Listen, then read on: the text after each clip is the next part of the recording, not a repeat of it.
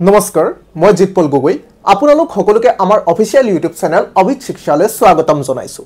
আপোনালোকে নিশ্চয় গম পাই অসম পুলিচৰ উপপৰিদৰ্শক অৰ্থাৎ সাব ইন্সপেক্টৰ যেটো পদবী আছে সেই পদবীটোৰ যেটো নিযুক্তি পৰীক্ষা প্ৰায় আমাৰ সমাগত গতিকে সেই পৰীক্ষাৰ লগত সংগতি ৰাখি আমি প্ৰত্যেক দিনে আপোনালোকৰ কাৰণে কিছুমান গুৰুত্বপূৰ্ণ এমসিকিউ লৈ আহো আৰু ঠিক তেনেদৰে আজিও আমি আপোনালোকৰ কাৰণে কেইটামান গুৰুত্বপূৰ্ণ এমসিকিউ লৈ আহিছো আৰু ইয়াৰ প্ৰায়বিলাক এমসিকিউ আমাৰ বিশেষকৈ আসাম সেন্ট্ৰিক হয় ঠিক আছে গতিকে বেছি পলম নকৰি আজি আমাৰ এই ক্লাসটো আৰম্ভ কৰো আৰু আপোনালোকক ক'ব বিচাৰিছো যে আপোনালোকে যদি বৰ্তমান সময়লৈকে যদি আমাৰ অফিচিয়েল ইউটিউব চেনেলটো সাবস্ক্ৰাইব কৰা নাই তেতিয়া হলে সকলোকে আমাৰ অফিচিয়েল ইউটিউব চেনেলটো সাবস্ক্ৰাইব কৰিবৰ কাৰণে অনুৰোধ জনালো ওকে আমাৰ প্ৰথমটো কোৱেশ্চন হৈছে in medieval India the term ফানাপ was referred to as so আমাৰ medieval india এটা word আসলে word to বা term হয় term to হৈছে আমাৰ ফানাম ঠিক আছে so এই ফানাম মানে নো কি হয় so আমি যদি চাও এই ফানাম মানে বেলেগ একো নহয় এটো আসলতে আমাৰ যেটো medieval india সেই সময়ছোৱাত এই ফানাম শব্দটো সাধাৰণতে আমাৰ এই কইন্স যিবিলাক আছিল এই কইন্স বিলাকক বুজাবৰ কাৰণে এই ফানাম শব্দটো ব্যৱহাৰ কৰা হৈছিল so এটো এটা গুৰুত্বপূৰ্ণ কোৱেশ্চন হয় so আমাৰ এটো pyq হয় ফানাম ঠিক আছে সো আপোনালোকে ভালদৰে চাই লব ফানামৰ অৰ্থ প্ৰায় হুদি থাকে সো ফানামৰ অৰ্থ হৈছে সাধাৰণতে কইন্সক বুজাবৰ কাৰণে ফানাম শব্দটো ব্যৱহাৰ কৰা হৈছিল next question number 2 okay question number 2 ত আমি কেইটামান ষ্টেটমেন্ট লৈছো প্ৰথমটো ইয়াত কোৱা হৈছে যে এগৰাকী সোশ্যাল ৰিফৰ্মাৰ হয় ঠিক আছে যি গৰাকী সোশ্যাল ৰিফৰ্মাৰ যেটো আমাৰ ইন্টাৰ কাষ্ট যেটো বিবাহ হয় লগতে আমাৰ যেটো বিধবা পুনৰ বিবাহ যেটো ব্যৱস্থা তাৰ কাৰণে তেখেতে এডভোকেট কৰিছিল তেখেতে যেটো বাল্য বিবাহৰ তেখেতে বিৰোধিতা কৰিছিল তেখেতে বিশেষকৈ আমাৰ বাল হত্যা প্ৰতিবন্ধক গৃহ নামৰ এটা অনুষ্ঠানৰ জন্ম দিছিল আৰু লগতে 1848 ত তেখেতে বিশেষকৈ যিসকল আমাৰ মহিলা আছে তেওঁলোকৰ কাৰণে এখন আসলতে ছাত্ৰীসকলৰ কাৰণে এখন স্কুল ষ্টাৰ্ট কৰিছিল ঠিক আছে so এই চাৰিটা ষ্টেটমেন্টৰ লগত সংগতি ৰাখি তলৰ কোনজন ব্যক্তি এই সোশ্যাল ৰিফৰ্মাৰ গৰাকী হয় বুলি কৈছে so কোন গৰাকী সোশ্যাল ৰিফৰ্মাৰে আমাৰ ইন্টাৰকাষ্ট যেটো বিবাহ ব্যৱস্থাৰ পোষকতা কৰিছিল জুনে আমাৰ বিধবা পুনৰ বিবাহৰ পোষকতা কৰিছিল জুনে বাল্য বিবাহৰ বিৰোধিতা কৰিছিল জুনে বাল হত্যা প্ৰতিবন্ধক গৃহৰ আৰম্ভণি কৰিছিল আৰু যি গৰাকীয়ে সাধাৰণতে আমাৰ গাৰ্লছৰ কাৰণে এখন প্ৰথমখন স্কুল আৰম্ভ কৰিছিল সো হেই গৰাকী সোশ্যাল ৰিফৰ্মাৰ কোন হয় বুলি সুধিছে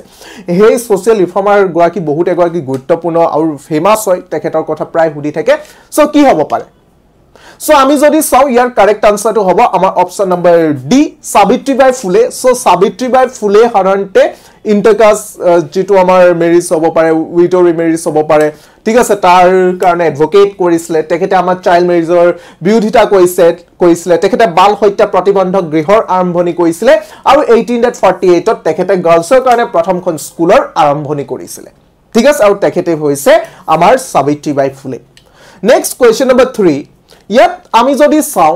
এইটো সাইডে আপোনালোকে তিনিখন ইনস্ক্ৰিপচন দেখিছে আৰু এইটো সাইডে ইনস্ক্ৰিপচন বিলাক আমাৰ কিহৰ হয় অৰ্থাৎ ষ্টোনৰ হয় নে কপাৰৰ হয় নে ৰকৰ হয় বুলি কৈছে ঠিক আছে সো তিনিখন ইনস্ক্ৰিপচন দিছে আপোনালোকে নিশ্চয় নামগিটা পঢ়িলক প্ৰথমটো কি হৈছে আমাৰ নিধানপুৰ ইনস্ক্ৰিপচন দ্বিতীয়খন হৈছে আমাৰ কানাই বৰখি ইনস্ক্ৰিপচন আৰু তৃতীয়খন হৈছে আমাৰ দেওপানী বিষ্ণু ইমেজ ঠিক আছে সো কোনটো কিহৰ লগত জড়িত ঠিক আছে এটো এটা বহুত গুৰুত্বপূৰ্ণ প্ৰশ্ন আমি যদি চাও আমাৰ এনসেন্ট আসামৰ পৰা এনেকুৱা ধৰণৰ বিশেষকৈ নিধানপুৰ আৰু আমাৰ কানাই বৰকি এই দুখনৰ কথা প্ৰায় কোৱেশ্চন হুদি থাকে সো আমি একেটা কোৱেশ্চনতে যাতে আপোনালোকৰ তিনিটাৰ বিষয়ে জানিব পায় তাৰ কাৰণে আমি কি কৰিছো এনেকে কোৱেশ্চনটো লৈ আহিছো ঠিক আছে সো ইয়াৰ কাৰেক্ট আনসাৰটো হ'ব আমাৰ অপশন নম্বৰ এ আমি যদি চাও আমাৰ নিধানপুৰ যেটো ইনস্ক্ৰিপচন হয় এটো আমাৰ কপাৰ হয় যেটো আমাৰ কানাই বৰখি ইনস্ক্ৰিপচন হয় হেতু আমাৰ ৰকৰ হয় আৰু আমাৰ দেওপানী বিষ্ণু ইমেজটো আমাৰ ষ্টোনৰ হয় ঠিক আছে okay Next question number 4 yet কোৱা হৈছে the person who was the chief supervisor of engineering and public work during the reign of Ahom king was known as so আমাৰ আহোম ৰাজত্ব কালৰ সময়ছোৱাত আমাৰ যিবিলাক ইঞ্জিনিয়াৰিং এণ্ড পাব্লিক ওয়াৰ্কছৰ যিবিলাক কাম আছিল সেইবিলাক স্বাচিতা কৰিবৰ কাৰণে যেটো মুখ্য পদবী আছিল সেই পদবীটোক আমি কি নামেৰে জানিম এই কোৱেশ্চনটো প্ৰায় আহি থাকে ঠিক আছে এই কোৱেশ্চনটো প্ৰায় আহি থাকে ইয়াত আপোনালোকে দেখিছে বৰফুকন আছে হাতী বৰুৱা আছে বাইলুং আছে এণ্ড চাংৰং ফুকন আছে সো আমি যদি চাওঁ হাতী বৰুৱা যোনে হাতীৰ দায়িত্ব আছিল বাইলুং যোনে পূজা পাতল কৰিছিল বৰফুকন হৈছে যোনে সাধাৰণতে এডমিনিষ্ট্ৰেশ্যনৰ যিবিলাক কাম কাজ চাইছিলে ঠিক আছে এণ্ড যোনে আমাৰ পাব্লিক ৱৰ্ক এণ্ড ইঞ্জিনিয়াৰিঙৰ যিবিলাক গোটেইখিনি মুখ্য বিষয়া চোৱাচিতা কৰিছিল তেখেত হৈছে আমাৰ চাংৰং ফুকন ঠিক আছে ওকে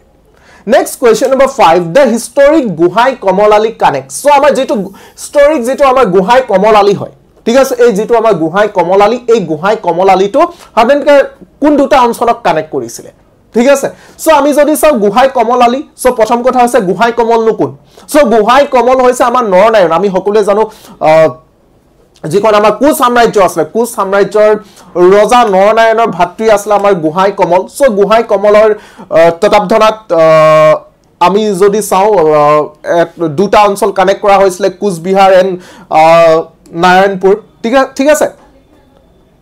সো আমি মনত ৰাখিবলৈ হিষ্টৰিক যেটো আমাৰ গুহাই কমলালী আছে হি বিশেষকৈ আমাৰ কুচবিহাৰ আৰু নাৰায়ণপুৰক কানেক্ট কৰে ওকে ঠিক আছে Next, আমি যদি চাও ইয়াত কোৱা হৈছে arrange the following viceroy of India during British rule in a chronological order India service. So ইয়াত বিশেষকৈ তোমালোকৰ এইগিটা অপচন কেটা এইগিটা সন কেটা দি দিয়া হল বাৰু সো সন গিটা আসলতে ইয়াত দিয়া হৈছিল সো সন গিটা যেটো দিয়া হল আপোনালোকে গমেই পালে সকে ইয়াৰ আনসাৰটো কি হ'ব সো আমি যদি চাও ইয়াৰ কাৰেক্ট আনসাৰটো অপচন নম্বৰ A হ'ব প্ৰথমতে আসলে আমাৰ লৰ্ড ক্যানিং আসলে তাৰ পিছত আহিলে আমাৰ লৰ্ড লিটন আহিলে তাৰ পিছত আমাৰ লৰ্ড কাৰ্জন আহিলে আৰু তাৰ পিছত আহিলে আমাৰ লৰ্ড মিন্টো সো 1 2 3 4 ঠিক আছে তাৰ কাৰণে আপোনালোকে আমাৰ যিসকল ভাইসৰয় আসলে গভৰ্ণৰ জেনেৰেল আছে তেওঁলোকৰ নামবিলাক আপোনাক কোনে কি কাম কৰিছিল তেওঁলোক কেতিয়াৰ পৰা কেতিয়ালৈকে আসলে হেবিলাক আপোনালোকে ভালদৰে চাব লাগিব ঠিক আছে okay next question where is Lakshadweep located so আমাৰ Lakshadweep to ক'ত অৱস্থিত ঠিক আছে Lakshadweep ক'ত আছে বুলি কৈছে আমি যদি চাম বে অফ বেংগল ঠিক আছে পেসিফিক ওশিয়ান আৰবিয়ান সি ঠিক আছে আটলান্টিক ওশিয়ান সো ইয়াৰ কাৰেক্ট আনসাৰটো হ'ব আমাৰ আৰবিয়ান সি ঠিক আছে সো আমি আৰবিয়ান সি হয় সো আমাৰ আমি যদি চাও আৰবিয়ান সি আমাৰ ইন্ডিয়াৰ এটা সাইডে আছে বে অফ বেংগল এটা সাইডে আছে আৰবিয়ান সি সো আৰবিয়ান সি সাধাৰণতে আমাৰ Lakshadweep তো পৰিছে ওকে ঠিক আছে নেক্সট আমি যদি চাও ইয়াত কোৱা হৈছে এটো সাইডে আমাৰ কেইগৰাকীমান প্লেয়াৰ নাম দিয়া হৈছে স্পোৰ্টস পাৰসন আৰু তেখেত কোনটো খেলৰ লগত জড়িত কোৱা হৈছে ঠিক আছে এফালে যদি আমি যদি চাও নয়নমণি শইকিয়া চাদভিক চেৰাস ৰাংকি এডি সুশীলা শানু এণ্ড নিখাত জাৰিন ঠিক আছে আৰু তেওঁলোক কিহৰ লগত এফালে দিয়া আছে আমাৰ লন বল দিয়া আছে বেডমিন্টন দিয়া আছে হকি দিয়া আছে ৰেসলিং দিয়া আছে সো ইয়াৰ কাৰেক্ট আনসাৰটো হ'ব আমাৰ option number D so Nayanmoni Saikia lawn বলৰ লগত জড়িত চাদভিক চেৰাস ৰাংকি এডি বেডমিন্টনৰ লগত জড়িত সুশীলা শানু আমাৰ হকি লগত জড়িত আৰু নিখিত জাৰিন আমাৰ ৰেসলিংৰ লগত জড়িত ঠিক আছে okay next question number 9 so ইয়াত কোৱা হৈছে Assam Legislative Assembly at present has 126 seats so আমি সকলোৱে জানো বৰ্তমান 126 টা সিট আছে বাট যেতিয়া আমাৰ প্ৰথমটো নিৰ্বাচন অনুষ্ঠিত হৈছিল আমাৰ Assam Legislative Assembly সেই সময়ছোৱাত আমাৰ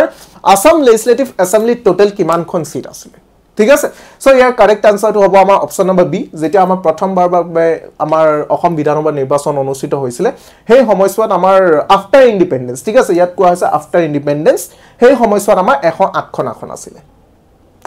Next question the election commission of India is a 3-member commission ঠিক আছে আমি সকলোৱে জানো ইলেকশন কমিশনৰ 3জন মেম্বাৰ থাকে but earlier কি আছিল আগতে কি আছিল কেৱল এজনে মেম্বাৰ আছিল earlier it was only a single member commission so সুধিছে কেতিয়াৰ পৰা 3জন মেম্বাৰ কৰা হল আগতে তো এজন মেম্বাৰ আছিল সো কেতিয়াৰ পৰা 3জন মেম্বাৰ কৰা হল সো আমি যদি চাও কাৰেক্ট আনসাৰটো হ'ব আমাৰ অপচন নম্বৰ সি 1989 ঠিক আছে 1989 ৰ পৰা ইয়াক 3জন মেম্বাৰ কৰা হল और 1989 সনটো বহুত বেছি ইম্পৰ্টেন্ট প্ৰায় হুডি থাকে যে কেতিয়াৰ পৰা আমাৰ 3জন মেম্বাৰ কৰা হল সো 1989 নেক্সট কোৱেশ্চন নম্বৰ 11 এটো সাইডে তোমালোকৰ কেইখনমান সেতু দিয়া আছে যেনেকৈ এটো সাইডে তোমালোকে দেখিবলৈ পাইছা অটল সেতু বিদ্যাসাগৰ সেতু আমাৰ নৰনাৰায়ণ সেতু এণ্ড নেক্সট আছে আমাৰ মহাত্মা গান্ধী সেতু সো এটো সাইডে দিয়া আছে উত্তৰ প্ৰদেশ ওড়িশা আসাম এণ্ড গুজৰাট সো ইয়াত কোৱা হৈছে which of the following pairs are not correctly matched ঠিক আছে সো not correctly matched বুলি কৈছে সো কোনখিনি শুদ্ধ নহয় বুলি কৈছে ঠিক আছে সো আমি যদি চাওঁ অটল সেতু উত্তৰ প্ৰদেশত আছে নে বা বিদ্যাসাগৰ সেতু ওড়িশাত আছে নে নৰনাৰায়ণ সেতু অসমত আছে নে বা মহাত্মা গান্ধী সেতু আমাৰ গুজৰাটত আছে নে নাই সো ইয়াৰ কাৰেক্ট আনসাৰটো আমাৰ অপচন নম্বৰ ডি হ'ব 1 2 and 4 গুটেগিটা ভুল হয় সো আমি যদি চাওঁ অটল সেতু ইয়াত উত্তৰ প্ৰদেশ দিয়া আছে কিন্তু কাৰেক্ট কি হ'ব অটল সেতু ৰিয়েলত কোড আছে মহাৰাষ্ট্ৰত আছে বিদ্যাসাগৰ সেতু ইয়াত কি দিয়া আছে ওড়িশা দিয়া আছে বাট ৰিয়েলত কোড আছে ওয়েস্ট বেংগলত আছে বিদ্যাসাগৰ সেতু But নৰনাৰায়ণ হেতুখন আমাৰ অসমত দিয়া আছে বুলি কোৱা হৈছে এন্ড এখন ৰিয়েলটো অসমতে আছে এন্ড মহাত্মা গান্ধী হেতুখন আমাৰ গুজৰাটত আছে বুলি কোৱা আছে বাট ৰিয়েলত এখন বিহাৰত আছে সো আমাৰ প্ৰথমটো ভুল দ্বিতীয়টো ভুল এন্ড চাই নম্বৰটো ভুল তেতিয়া হলে কি হ'ব 1 2 and 4 ওকে ঠিক আছে next question number 12 doctor APJ Abdul Kalam island is of the following located in which state ঠিক আছে সো আমাৰ যিখন এপিজে আব্দুল কালাম যেটো আইল্যান্ড আছে এই আইল্যান্ডখন কোনখন ৰাজ্যত অৱস্থিত বুলি কোৱা হৈছে সো কাৰেক্ট আনসাৰটো হ'ব আমাৰ অপচন নম্বৰ সি ওড়িশা ঠিক আছে আমাৰ APJ doctor APJ Abdul Kalam যেটো আইল্যান্ড হয় এই আইল্যান্ডটো আমাৰ ওড়িশাত অৱস্থিত ঠিক আছে ওকে নেক্সট কোৱেশ্চন নম্বৰ 13ত তোমালোকে এটো সাইডে দেখিবলৈ পাইছা এটো সাইডে আমাৰ লেক বিলাকৰ কথা দিয়া আছে আৰু ইফালে ষ্টেট বিলাকৰ কথা কোৱা হৈছে So ইয়াত হুদিছে ইয়াৰ আগত আমি এটা পাইছিলো যেটো কোৱা হৈছিল not correctly match but yet কোৱা হৈছে আৰ correctly match ঠিক আছে সো ইয়াত কোৱা হৈছে উকাইলেন আমাৰ মহাৰাষ্ট্ৰত আছে কোলেৰু লেক আমাৰ কেৰালাত আছে ৰূপকন লেক আমাৰ উত্তৰাখণ্ডত আছে এন্ড আমাৰ বৰখাল লেক আছে আমাৰ হাৰিয়ানা সো আমি যদি চাও ইয়াত উকাই লেকটো আমাৰ মহাৰাষ্ট্ৰত নাই এটো আমাৰ কোড আছে গুজৰাটত আছে এন্ড কোলেৰু লেকটো আমাৰ কেৰালাত নাই এটো কোড আছে অন্ধ্ৰ প্ৰদেশত আছে So here Rupkan Lake to yes Uttarakhand ase and amar Barkal Lake to ase amar Haryana so upor duta bhul hobo so tolo duta correct means amar 3 and 4 to correct hoy thik ase okay next question number 14 so yat kwa hoise which of the following was a significant step towards reinforcing Hindu Muslim unity in the pre-independence India so amar pre-independence India homoyswat ei Hindu Muslimor major jetu unity ঠিক আছে কোনটো ইভেন্টে আমাৰ হিন্দু আৰু মুছলমানৰ সকলৰ মাজত unity আনিবলৈ সক্ষম হৈছিল সো আমি যদি চাও ইয়াৰ কাৰেক্ট আনসাৰটো হ'ব আমাৰ Lucknow pact and Lucknow pact কেতিয়া আছিল 1916 ঠিক আছে 1916 চনৰ যেটো আমাৰ লক্ষ্ণৌ পেক্ট আছিল এই লক্ষ্ণৌ পেক্টে হিন্দু আৰু ইছলাম সকলৰ মাজত এটা ইউনিটি বা একতা আনিবলৈ সক্ষম হৈছিল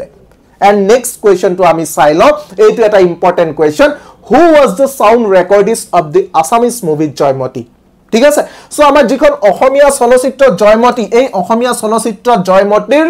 সাউন্ড ৰেকৰ্ডিষ্ট কোন আছিল বহুতে এটা গুৰুত্বপূৰ্ণ প্ৰশ্ন সাউন্ড ৰেকৰ্ডিষ্ট কোন আছিল বুলি সুধিছে কি হ'ব পাৰে কাৰেক্ট আনসাৰ সো ইয়াৰ কাৰেক্ট আনসাৰটো হ'ব আমাৰ option number D phase Muhammad ঠিক আছে ফেইজ মোহাম্মদ হৈছে আমাৰ অসমীয়া চলচিত্ৰ জয়মতীৰ সাউন্ড ৰেকৰ্ডিষ্ট আছিল ঠিক আছে ওকে So এইখিনি হৈছে আমাৰ আজিৰ ক্লাছৰ গুৰুত্বপূৰ্ণ কোৱেশ্চন সো নেক্সট ক্লাছত আকৌ আমি লৈ আহিম এনেকুৱা ইম্পৰ্টেন্ট এমসিকিউ সো আপোনালোকৰ যেটো অসম পুলিশ বা অসম আৰক্ষীৰ যেটো আহিবলগীয়া যেটো আমাৰ উপপৰিদৰ্শকৰ যেটো নিযুক্তি পৰীক্ষা হে নিযুক্তি পৰীক্ষাৰ কাৰণে আমি প্ৰত্যেক দিনে আপোনালোকৰ কাৰণে 15টা কৰি এমসিকিউ লৈ আহো আৰু আপোনালোকে যদি ইয়াৰ আগতো আমাৰ এটা প্লেলিষ্ট আছে